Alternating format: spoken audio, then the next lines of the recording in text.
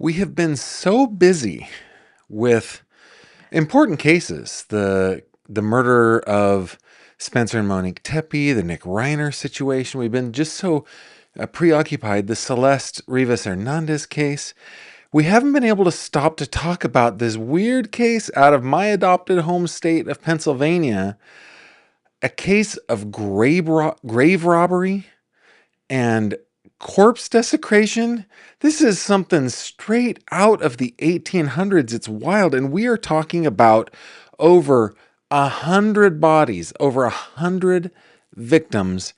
And I have got the documents. We're going to go over them today. Stay with me.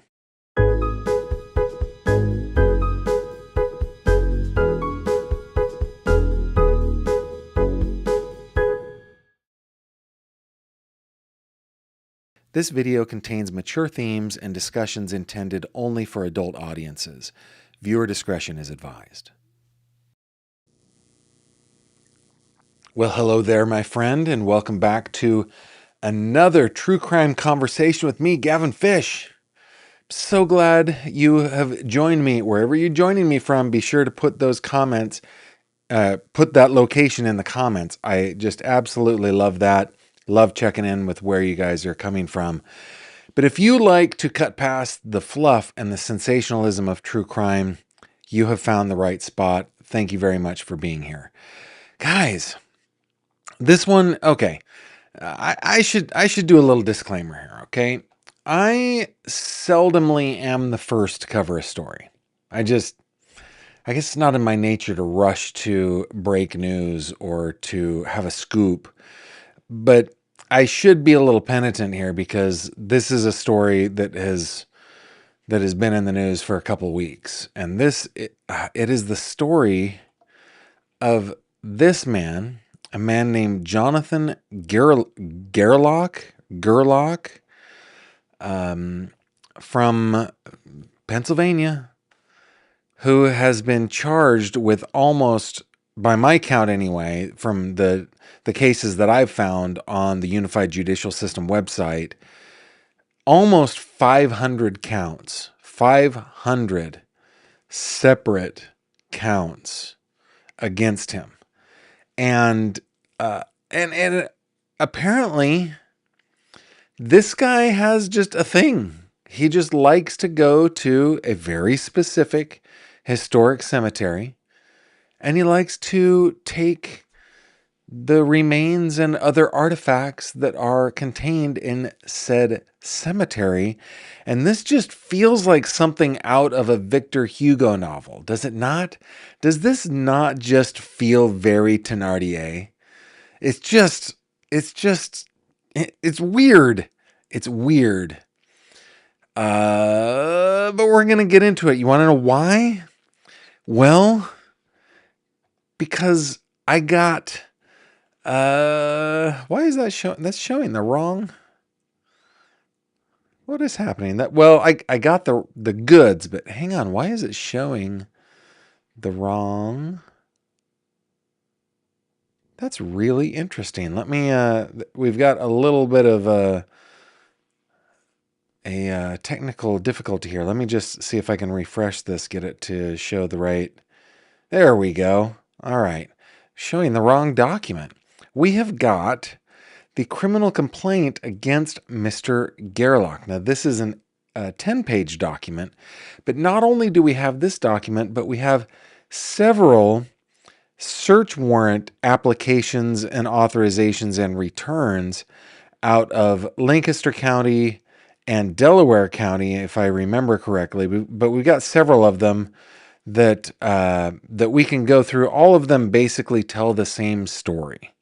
Okay, so what I have done is I have published them to my Patreon page. Let me show you that real quick.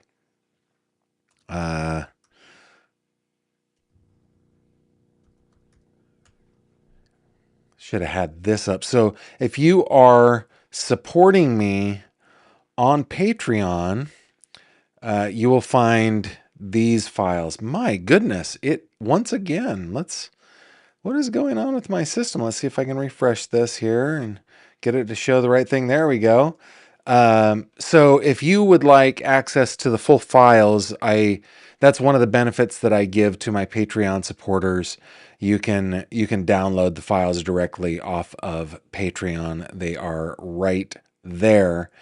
Um, but of course, if you're not a patron of mine, don't worry about it. That's why we cover it here on the channel as well. Okay. So thank you to all of you who support me financially up there on Patreon. Now let's real quick before we totally get into this thing. Let's bring up Mr. Gerlach. I normally bring up victims' photos, but there are over 100 of them and kind of tough. Let's see what we got. Yeah, Miss Chivos Dragon's like, man, this thumbnail. Yeah, it's a bad one. This is a bad one. This guy is creepy. Indeed, indeed. We've got Marietta, Georgia. Christine, thank you for being here. Let's see. Cindy from sunny South Florida is here. Where else we got? Jacksonville, Florida, St. Augustine, Florida. I'm popular in Florida tonight. Austin, Texas. Houston, Texas. NorCal. Perth, Western Australia. Chrissy Fishies, 1412. Glad you're here. Japan is in the house. Farmington, Maine. Canary Wharf, the UK. Erie, PA. Cornwall, Ontario. Daytona Beach. Dallas, Texas. Chiburbia here. I'm guessing you're in the greater Chicagoland area, I guess. That's my guess. Thank you very much.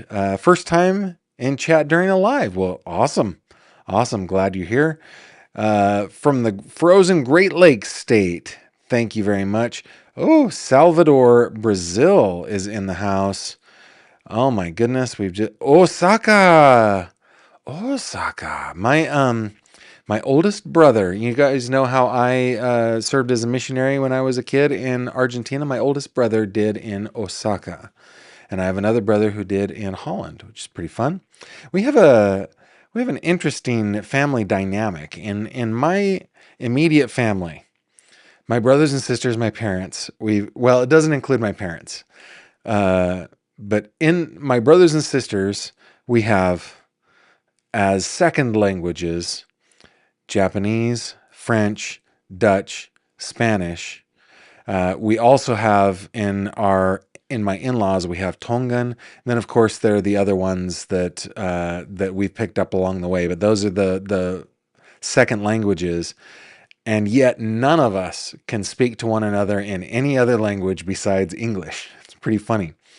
Delaware is here. Wellington, New Zealand is here. Detroit, Phoenix, West Virginia, Central PA. Love, love, love. Oh, Mooney, you're right. That was a tangent.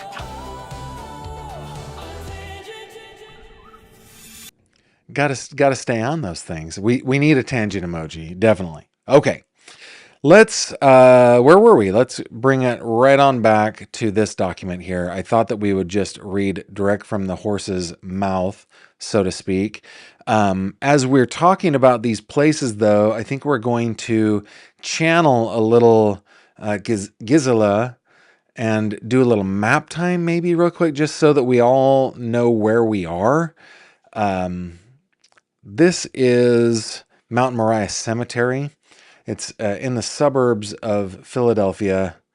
Philadelphia, of course, is in the northeastern United States, kind of borders up against New Jersey. And I live out here in the west. But so here we are, Mount Moriah Cemetery. And I think that we can probably kind of take a look at it's an historic cemetery. See if I can turn around here. I've been there a very, very, very long time. Now, Mr. Gerlach, he lives in, what is the name of this town? It's called Ephrata, Pennsylvania. Ephrata, Pennsylvania is quite a ways away. In fact, I pulled this up. So in order to drive from his house out to this particular cemetery, it's about an hour and 38 minutes. Now, I added in there's another address, 100 Washington Avenue there in Ephrata, which is a storage facility that kind of figures into the case. So, I mean, that's not a little drive. Well, I mean, by Pennsylvania standards, crying out loud, it's not that long of a drive, but it's for those of you who live in smaller countries, pretty big drive. Anywho, that's where we are. Let's get into the criminal complaint, okay? And I think they copied a fax of a fax of a fax of a fax of a fax, but this is a felony. We are. This is just all the basic information. We're going to get into the counts against him. So, the original criminal complaint, there are. He was charged with burglary. He was charged with criminal trespassing. Another charge of criminal trespassing. Defiant trespassing. Defiant trespassing basically means you have been told no. Well, let's see. There are two defiant trespassings. One has actual communication to. So this, because it doesn't say actual communication, it just means that he is a serial trespasser. Here's a defiant trespassing of a fenced enclosed area. Here's criminal mischief, damage to property. Abuse of corpse is a count here. It's count number 7. Theft by unlawful taking, movable property is count number 8. Receiving stolen property is count number 9. Intentional desecration of a public monument, count number 10. And this one is intentional desecration of a venerated object. Let's see,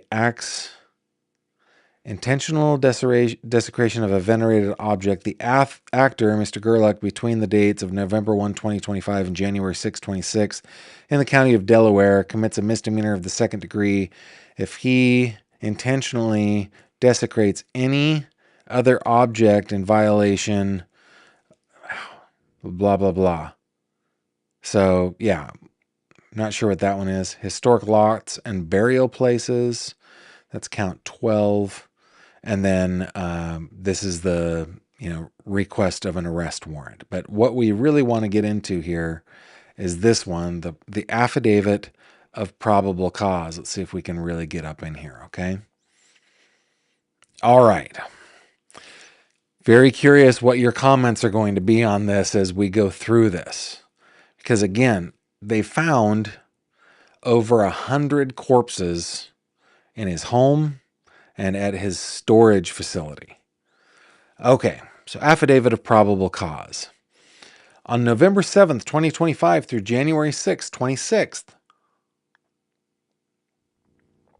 Detective Leah Sisanik of the, Yedenboro Police Department and Detective Christopher Carr of the Delaware County Criminal Investigation Division, that would be the county investigators, probably part of the district attorney's office, responded to numerous incidents at Mount Moriah Cemetery with a physical address of 6201 King Sessing Avenue in Philadelphia. Mount Moriah Cemetery spans the border between southwest Philadelphia and Philadelphia County and Yedenboro in Delaware County, Pennsylvania. The Yedenboro portion of the cemetery does not have a physical address, but entrance is gained through a gate located at these GPS coordinates.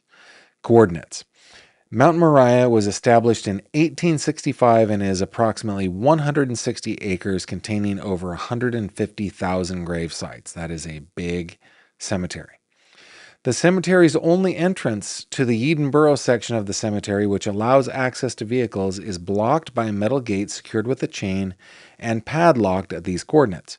The padlock can only be opened with a 4-digit code, which is not known to the public, only cemetery volunteers and the Yedenboro Police Department. The gate is opened on Saturdays and Sundays when time permits. This notice is posted on signage at the entrance of the cemetery. All of the below listed actions appear to target mausoleums and or underground vaults that contain multiple human remains. The mausoleums are sealed by either a secured door or cinder block to prevent access. The underground vaults have 4 walls, a floor, and are sealed by a heavy stone or marble slab over the top to prevent access. So this guy allegedly had to work hard to get into these final resting spots. Probable cause. Between November 7th, 2025 and January 6th, 2025, a total of 26 underground vaults and or mausoleums were discovered to be broken into and or damaged in Mount Moriah Cemetery. Through investigation by police with assistance from cemetery volunteers, it is believed that over 100 full or partial sets of human remains, to include skulls, bones, skeletal remains, and other items commonly found at grave sites, to include nameplates and caskets or places thereof. Through investigation, Jonathan Christian Gerlach, white, non-Hispanic male, date of birth September 24th, 1991, was developed as a suspect, and it was learned that he operated a brown Toyota RAV4 bearing this license plate and utilized this phone number. On December 23rd, 2025, Detective Sasanik conducted a Viper license plate reader search of Gerlach's vehicle bearing this registration number beginning November 1st, 2025 through December 23rd, 2025. The search revealed that on the following dates and times, Gerlach's vehicle was read by the following Viper license plate readers within Delaware County, specifically readers within or close to Eden Borough. So the first 3 are on November 2nd, 4:55 p.m., 5:09 p.m., and 5:16 p.m. Northbound Church Lane at Valley Road in Eden, westbound Baltimore Avenue at Church Lane, Upper Darby, northbound Garrett Road and Lansdowne Avenue, Upper Darby, and then on the 8th, westbound 6400 block of Market Street in Upper Darby, and then on the 17th of December at 8:29 a.m., westbound Main Street on 5th Street, Darby Borough. These dates are significant as the estimated time frame for when the burglaries occurred fall within these dates. It is important to note that prior to the beginning of November, when the burglaries were first reported, Gerlach's vehicle had never passed through any Viper license plate readers within Delaware County, let alone the lower end of Delaware County nearby Mount Moriah Cemetery. And again, if I can just take you back to the drive, right? I mean, this is a drive that takes a bit, and it gets into, it gets into Philadelphia proper there for a while. It goes right along the river. I think that's the Susquehanna right here, going into the Delaware. So yeah, he's in Philadelphia proper at that point. Okay. On December 26th, 2025, Detective Sasanik requested that a search for Gerlach's vehicle be conducted through the Vigilant license plate reader system. As a result, Gerlach's vehicle was documented on a Vigilant mobile license plate reader on Christmas Eve at 2:29 a.m. in the 6100 block of King Sessing Avenue, Philadelphia. This is significant as the Philadelphia portion of Mount Moriah Cemetery is located along this roadway. The physical address for Mount Moriah Cemetery is listed as 6201 King Sessing Avenue, Philadelphia. So he's spending his Christmas Eve pilfering and pillaging, allegedly, the final resting spot of our dearly departed. Not cool, man. Not cool. On December 27th, 2025, Detective Carr requested a search for Gerlach's vehicle be conducted through the Philadelphia Police Department's Axon plate reader system. Man, it just feels like there ought to be a unified plate reader system, but okay. As a result, Gerlach's vehicle was observed on, again, Christmas Eve at 12:28 a.m., 6:32 a.m., and 12:54 p.m., parked in the 6100 block of What's it called? King Sessing Avenue, right next to Mount Moriah Cemetery. So, note to would be grave robbers, maybe rent a car, maybe switch it up a little bit. Maybe just change your license plates. I don't know. I don't know. I'm not a criminal mastermind. Don't listen to me. Okay, on December 23rd at approximately, what is that, 10:22 p.m., Edinburgh police officer Bendit was conducting a directed patrol of the Mount Moriah Cemetery grounds when he observed, lo and behold, a Toyota RAV4 bearing this license plate parked off the roadway in the grass and outside of the parking area designated for vehicles visiting the cemetery. The vehicle was positioned between two tree limbs that had fallen in the grass. Okay. So he must have recorded that somehow, but he didn't go in to investigate, I guess? Okay, on or around January 2nd, 2026, your affiant received historical cellular phones records for Jonathan Gerlach's phone. A review of the records revealed the following. So, hey, that's a search warrant that I don't have. I don't have the phone search warrant. Okay. So on October 31st, from 10:30 p.m. to 8:50 a.m. the following morning, his cell phone was using cellular resources that cover Mount Moriah Cemetery. Same day from 11:38 to the next day at 4:48, same thing. The next day from 1:35 in the afternoon to 5:06 in the afternoon, he was utilizing cellular resources that cover 1510 Westminster Road, Plains Township, PA. On November 7th, from 11:39 p.m. to the following morning at 3:13, his cell phone was covering resources was utilizing resources covering the cemetery. December 23rd at 9:58 p.m. to the 24th at 8:29 a.m. Man, he's working hard. His cell phone was using cell resources that cover the cemetery, and again on the 24th from 9:30 a.m. to, what is that, 5:14 p.m., same thing. On January 6th at around 8 p.m., detectives conducted surveillance at Mount Moriah Cemetery. The cemetery was closed to the public at the time. This writer observed the Gerlach's vehicle, brown Toyota RAV4, bearing that PA registration, parked and uncoupled and unoccupied.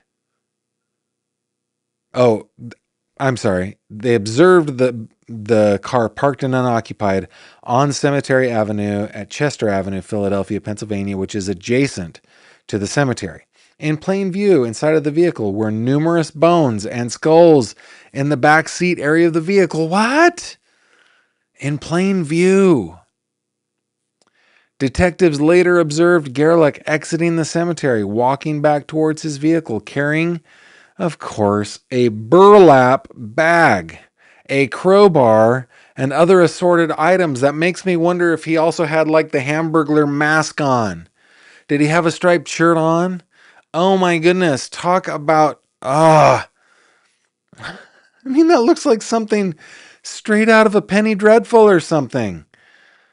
A burlap bag, a crowbar, and other assorted items. Gerlach was taken into custody at that time and located in the burlap bag. I don't even know how to get a burlap bag. Come on. But okay. Were human remains to include two? No. Come on, man. To include two mummified remains of small children, 3 skulls, and other assorted bones.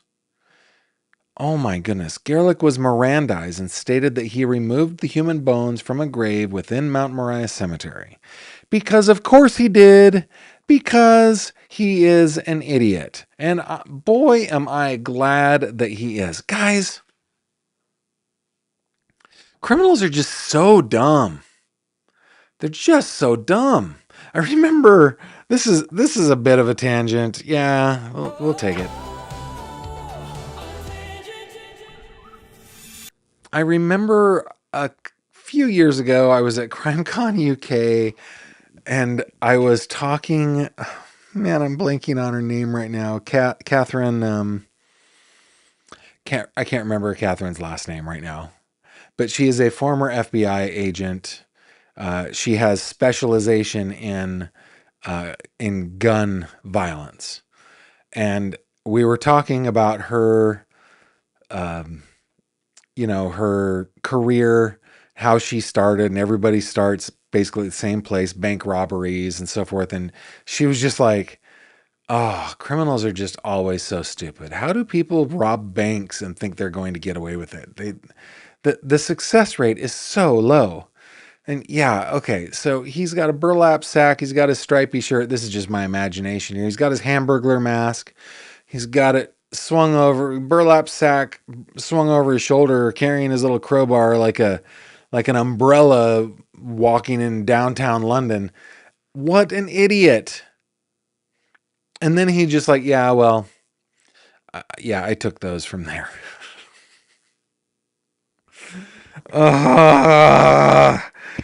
Come on, man. I mean, I'm grateful for it. I'm grateful for it. Goodness. Okay. But two mummified remains of small children. Come on, man. Oh.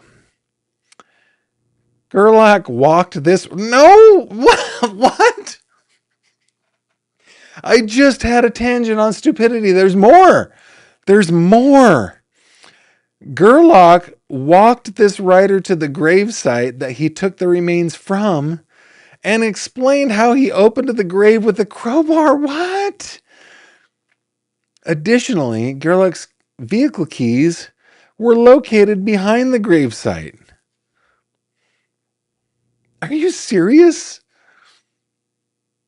Gerlach was later interviewed at Delaware County CID headquarters, where he admitted to stealing approximately 30 sets of human remains from Mount Moriah Cemetery. Well, he had 5 on him. 3 skulls and 2 children. He had 5 on him just then.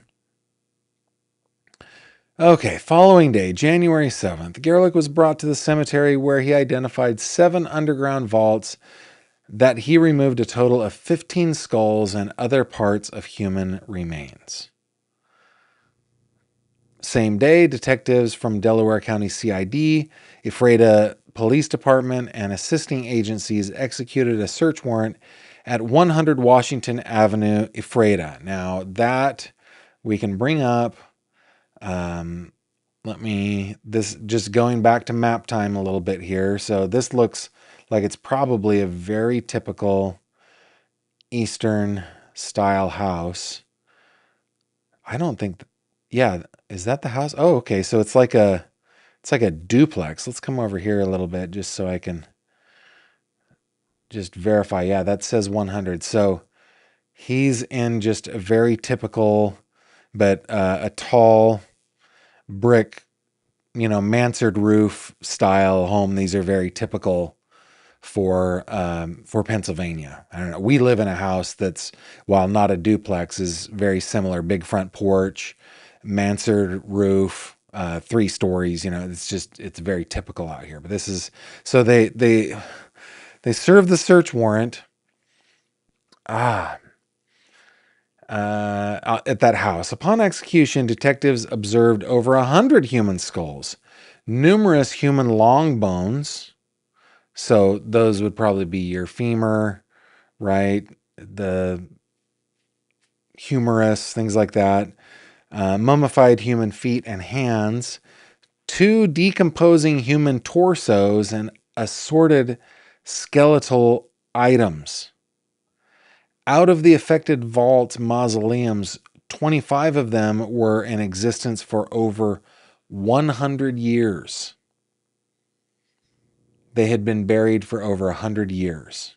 It should also be noted, continues the affidavit, that no one had permission to be inside the mausoleums or to take the remains. Based on the facts as stated above, your affiants respectfully request that Jonathan Gerlach, white, non-Hispanic male, date of birth 9/24/91, be held to answer for the charges listed.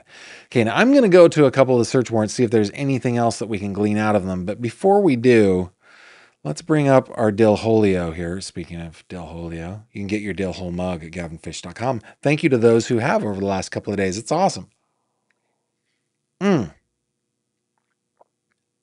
Okay. So let's get over to your comments real quick. Oh my goodness. Let me refreshify here.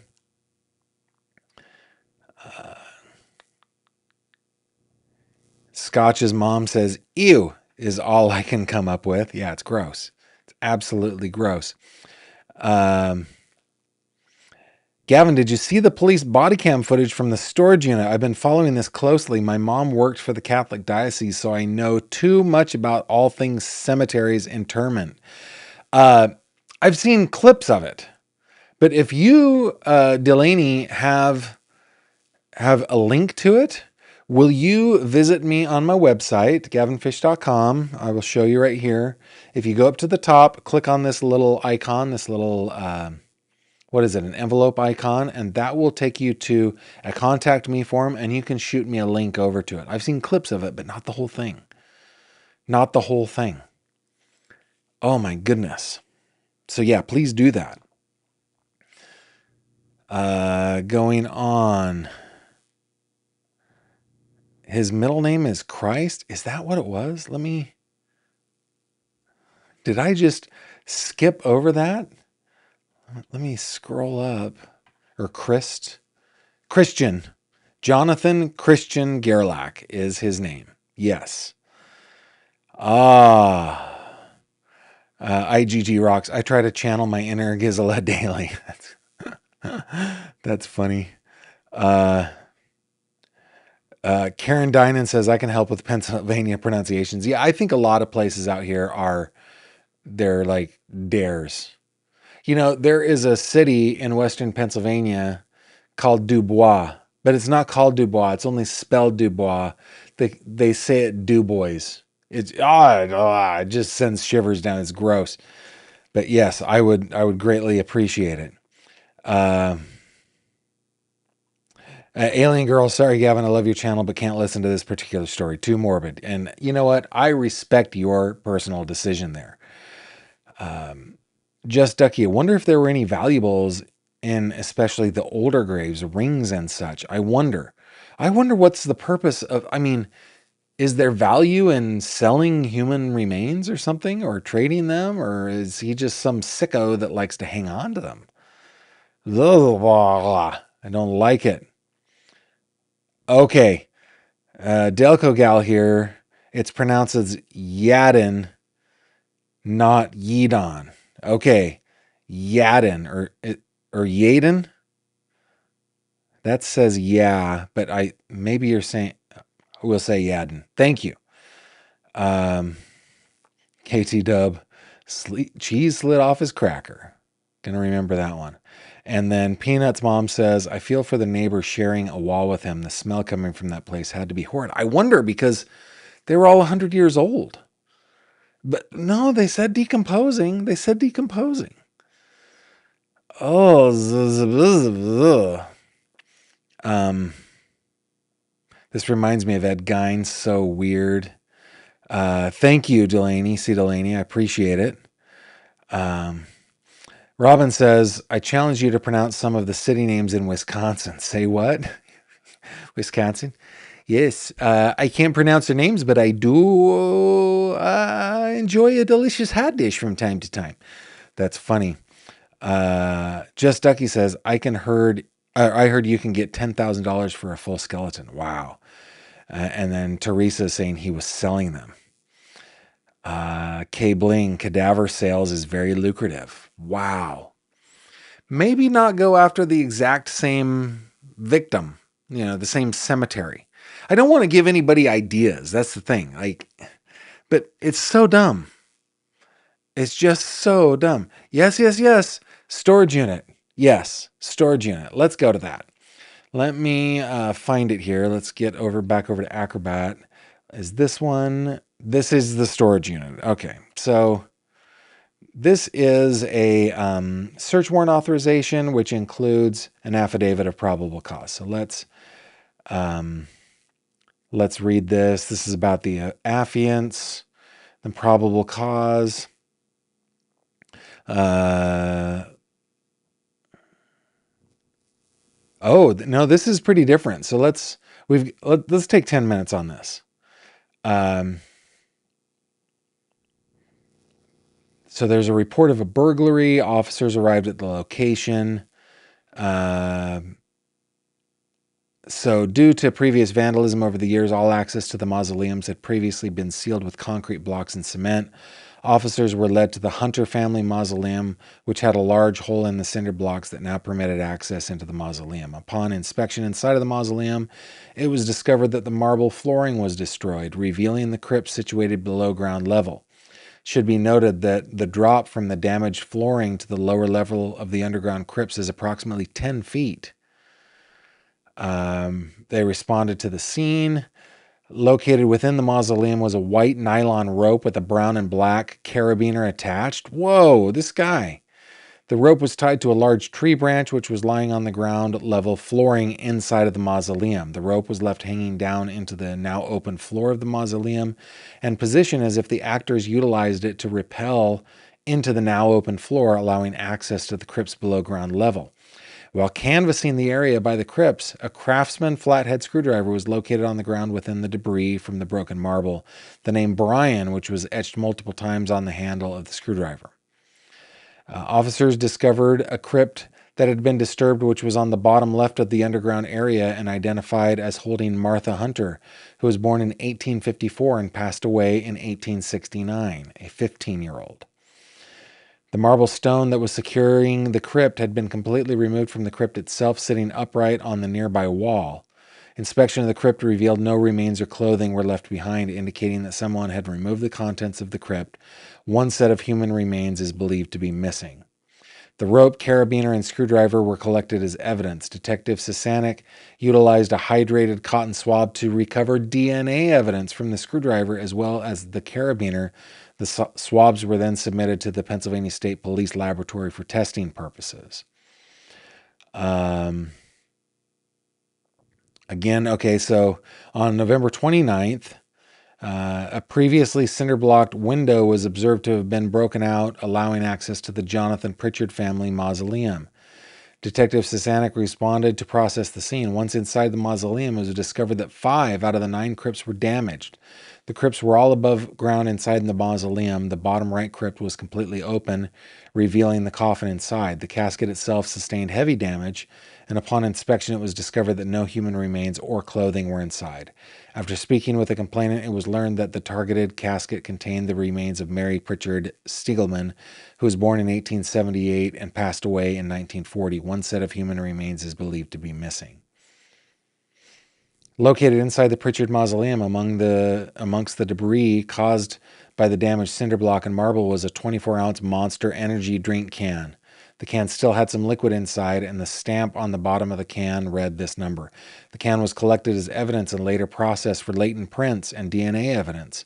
As a result of processing the Monster Energy drink can, 2 partial prints were recovered. Detective Sasanek utilized a hydrated cotton swab to process the mouth of the can for DNA. The lift cards and swab will be forwarded to the State Police Crime Lab for testing purposes. He later conducted a search of the stamp on the Monster can, which revealed that the numbers were a production or batch code. It indicated that the recovered Monster Energy drink can was manufactured August 23rd, 2025. On November 29th, they were alerted to another damaged mausoleum. The Frank Charlton family had sustained fresh damage to the rear cemented window. The bottom left corner of the window had the cement chipped away, leaving some debris on the ground. It does not appear that any entry was made in the mausoleum. Similar burglaries, yada yada. There were targeted crypts. Mary Cappellini Paga, who was born 1898, passed away 1981. Leo Terrence, born 1928, passed away 1981. I mean, these are, let's see if there are any 4 separate underground vaults were targeted: the Slack family, the Ogden family, and the McCullough family, the Lauber family. Wow. I know I'm kind of skipping through this, but let's see. The McCullough family vault was significantly deeper than the first 2.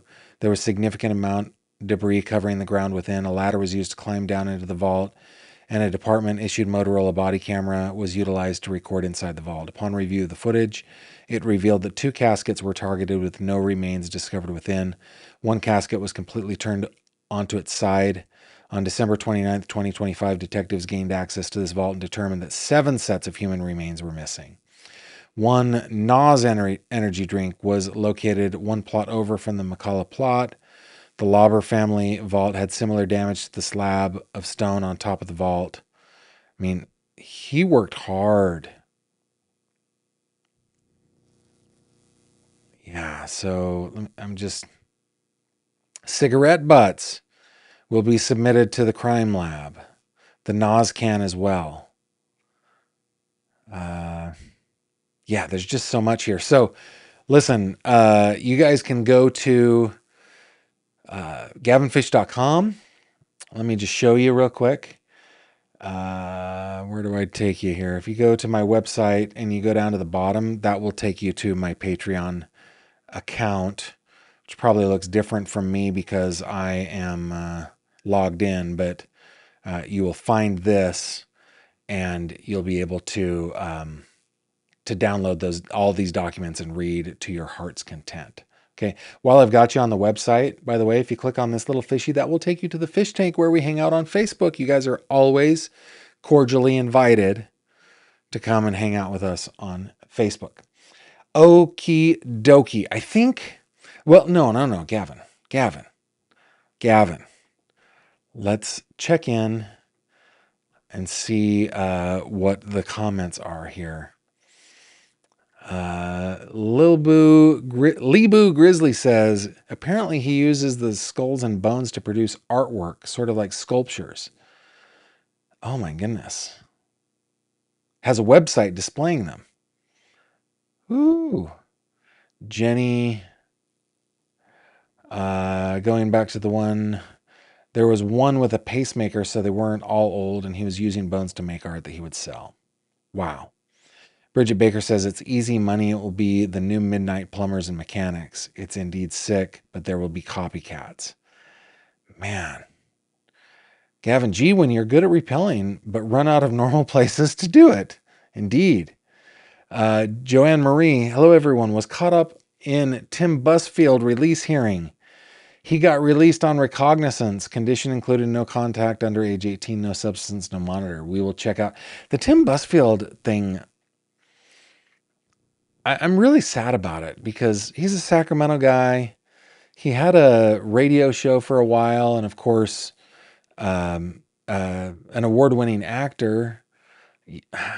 And what does that mean? I mean, it's his job, whatever. But it's like, I don't know. I'm bummed about it. Shay says, Gavin, love the way you cover crime, so thorough and so honest. Keep doing what you're doing. Thank you. I will do that.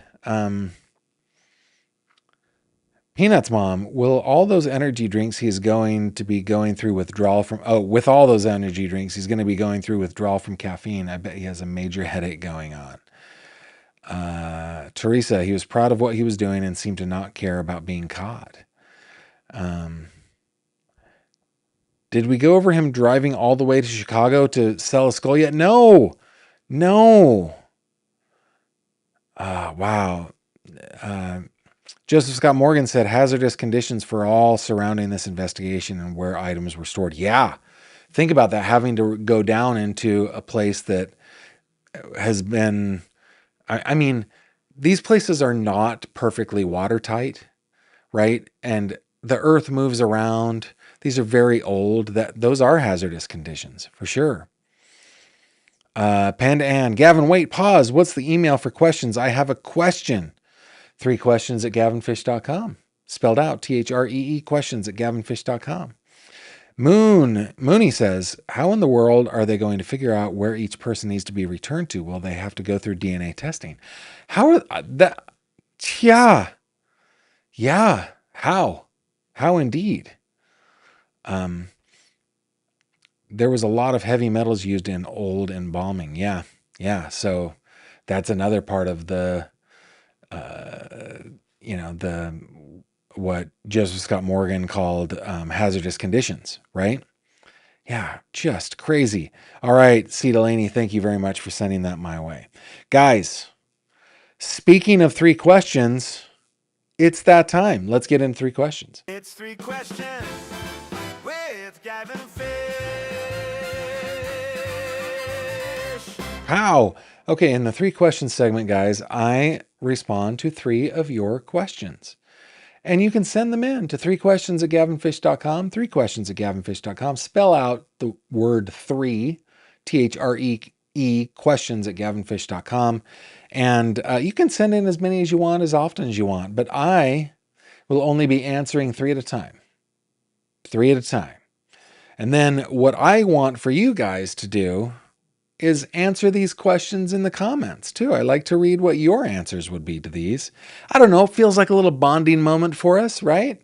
We can share what we think about certain things.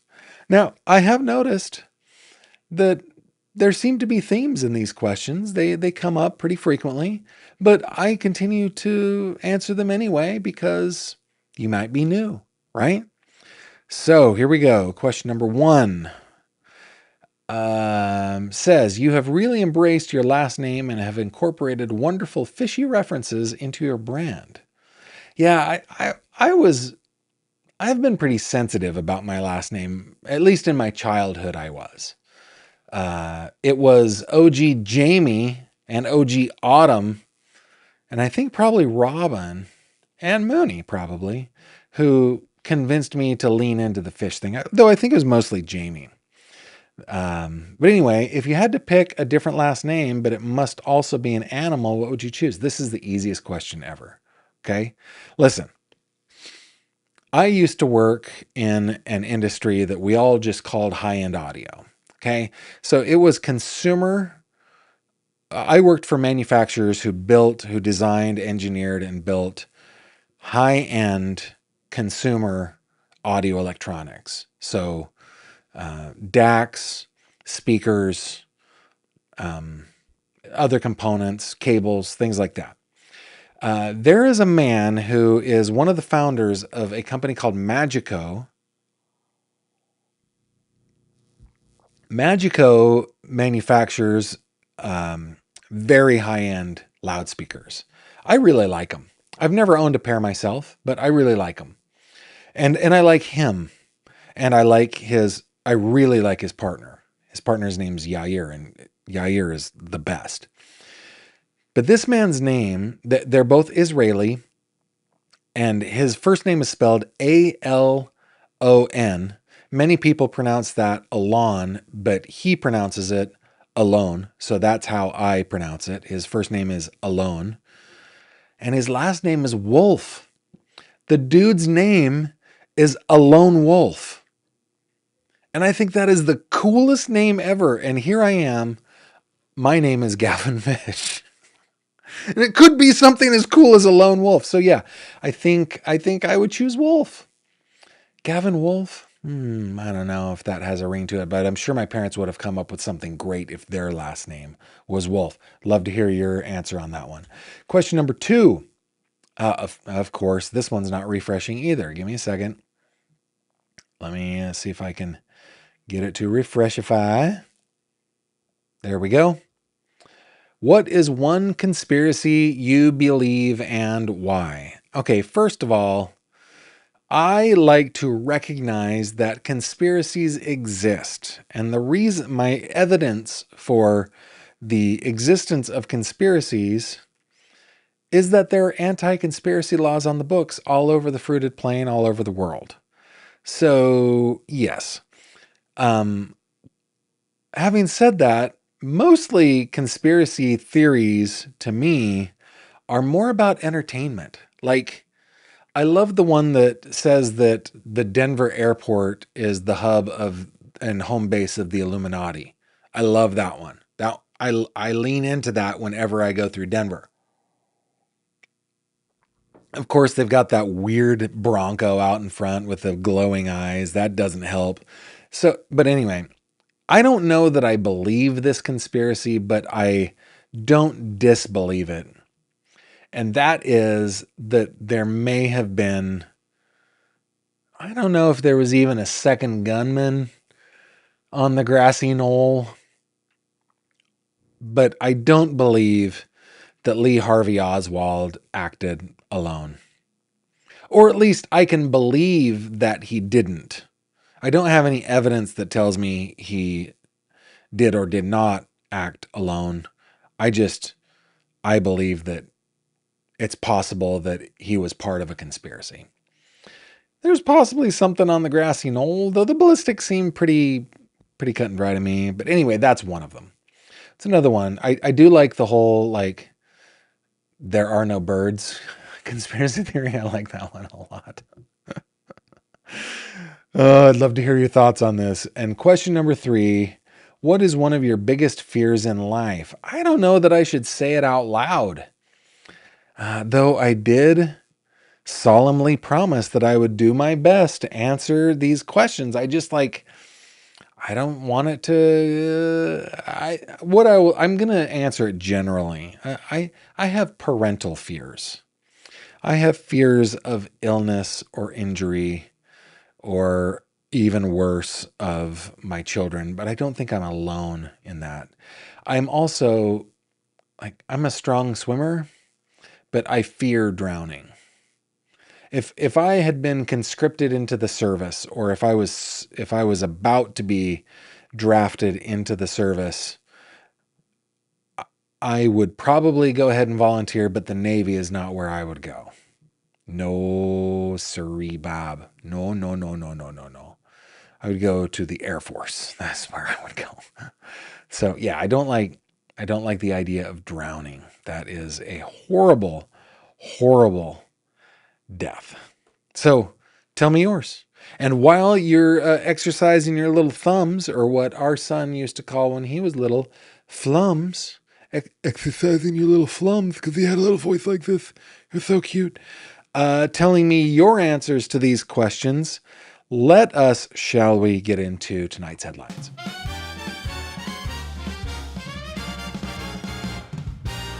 True crime headlines. How? Okay. Where do we need to go? What button do I need to push? This is the button. This is the button, I say. Okay. This one is a kind of a follow-up talking about Jack and Lily. Yesterday in headlines, we talked a little bit about some allegations of abuse within the family. This one talks a little bit more about money issues within the family. I'm just going to skip on down. Of course, Lily and Jack Sullivan are 2 little kiddos from Nova Scotia who disappeared back in May. We covered them at length. We wish that we could have some good news to cover about this case. They're 6 years old and 4 years old, and they have not been seen. Disappeared. So sad, guys. So sad. But anyway, here's a follow-up. During Martell's interview with police, he's the stepfather. He explained the couple had been fighting about money, but their relationship was still good. Cody Sullivan, the siblings' biological father, apparently had not seen the children in years. Sullivan was paying child support until he lost his job 9 months before they disappeared. According to court records, Martell told police the couple had ups and downs, per the CBC. Martell said they would yell at each other when they were fighting, but there was no physical violence in the relationship. Staff Sergeant Rob McCammon told the outlet the parents' relationship is being considered as part of the investigation. Quote, I'm not going to comment on anything being a factor, but I will say that any situation like that would be considered and followed up on by our people, he said. McCammon added, there are currently no suspects in the case, and the children's disappearance has not changed to a criminal investigation. Police say the investigation could become criminal, and persons of interest in the disappearance of the children might be identified. So a little bit more on Lily and Jack. Now, going over to the murder of Rob and Michelle Reiner. I found this not surprising, but interesting. A headline from the Daily Mail is Rob Reiner's killer in quotes, was entitled monster, says former roommate at $60,000 a month rehab, who reveals bizarre John Travolta comment that sent him into a rage.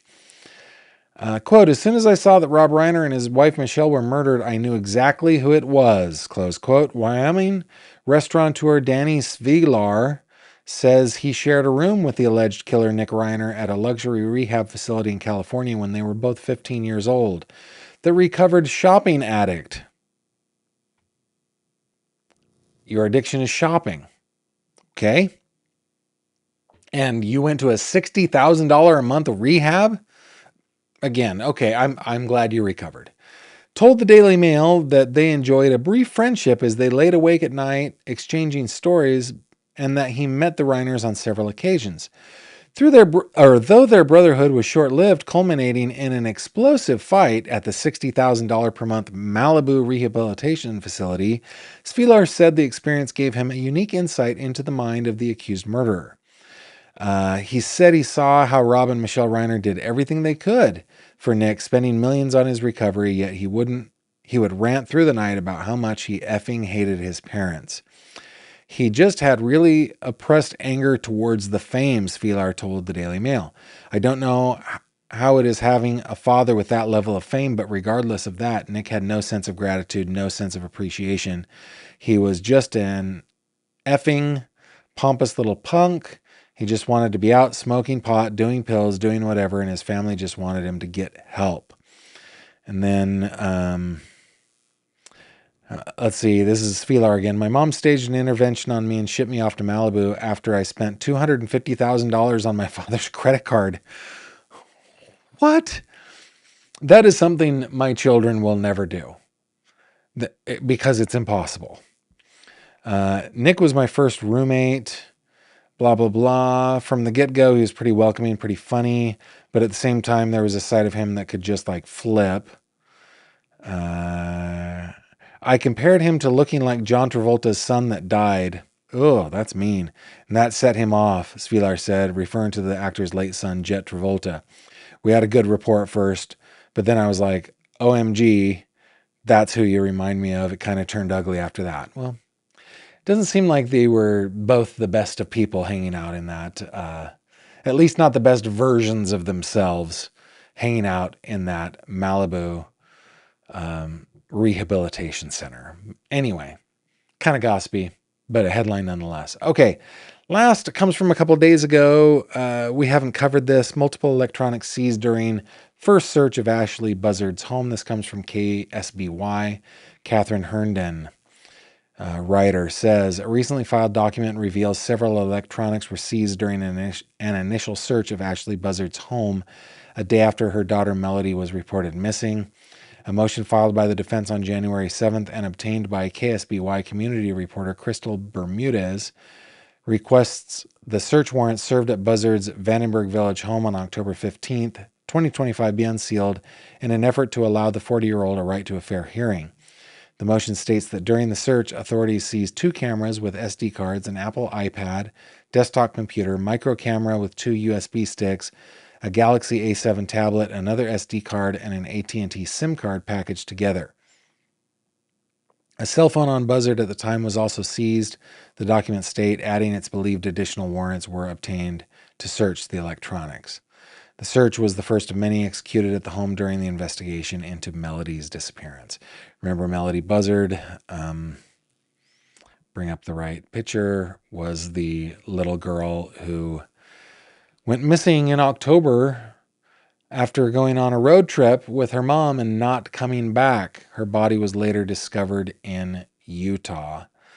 So, see if there's anything else. Sheriff Brown called the killing ruthless, heartless, calculated, cold-blooded, criminally sophisticated premeditation. A temporary gag order has since been ordered prohibiting anyone with the sheriff's office from discussing additional details about the investigation. Buzzard has made 2 court appearances since her arrest, but has shown little to no emotion in front of either judge. She pleaded not guilty back in January. She is being held without bail. And those, my friends, are your headlines.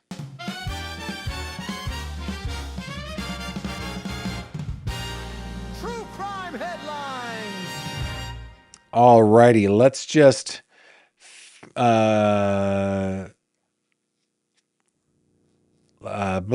see your last comments. What is this one? Mediocre arts and crafts. You know, I'm a mediocre artist and craftsman myself. Just said, yeah. Cha. That's funny. KT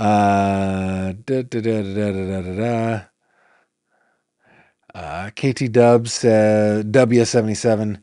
Thank you, Gavin. I've been listening to, watching a lot of coverage in this case, and I'm learning new things from your coverage. Well, I'm glad. Yep, Timothy Busfield released on his own recognizance. Leah Fox, my last name is Fox, and the amount of times I had to tell adults growing up to stop calling me Foxy was ridiculous. It made me uncomfortable. That would make me uncomfortable too, but also, I was called Fishy all the time. And that's the way it was. The way it was. Sweet Caroline says, Tim Busfield was released on his own recognizance. Melissa Gilbert cried. I felt so bad for her. Well, my maiden name is Fasold. German. No one can pronounce it, including this guy. Just Ducky says, last name I always like, Ravenclaw. That's a good one. It is a good one. Jenny says, wow, we have the same biggest fears, anything happening to immediate family, and I almost drowned when I was younger, so I have a huge fear of drowning. Joanne Marie, that's hilarious. I'm terrified of drowning, but when I enlisted, I joined the Air Force. I'm also terrified of flying. That's funny. That is funny. Robin says, my maiden name was Robin Bear. Birdie Aspirin. Ugh. And nobody comes up with good like original stuff either. I had heard it all by 2nd grade. So yeah. Guys, thanks so much for joining me today. Thanks for chiming in with your answers to tonight's questions. Please remember to send them on my way. 3questions@gavinfish.com. I solemnly promise that I will do my best to answer all of them that come in. Remember that you are always not only allowed, but invited. Invited, I say, to hang out with us in the fish tank. I post new things in there all the time, and so do others. So come on in. The water is just fine. But yeah, this is, if you haven't seen my full body shot yet, this is me 70 pounds lighter than at my heaviest. Took this just a couple of days ago. I continue to lose weight, which is pretty fun. But yeah, hang out with us over in the fish tank. If you are not a patron of mine and you would consider doing that, boy, I would really appreciate that. Thank you very much for all the support you give me. Other ways to support me beyond liking, commenting, sharing, and Patreon are listed on my website. If subscribing to my newsletter is a good way, and then always, always, always consider. You're invited to consider, no guilt, but buying my lead moderator, Autumn, a coffee. And with that, guys, I bid you adieu. Thank you very much for being here. We'll see you on the next one. Take care. Thank you very much for watching this video. If you liked what you saw, please consider subscribing. And if you have any questions or comments, please leave them below.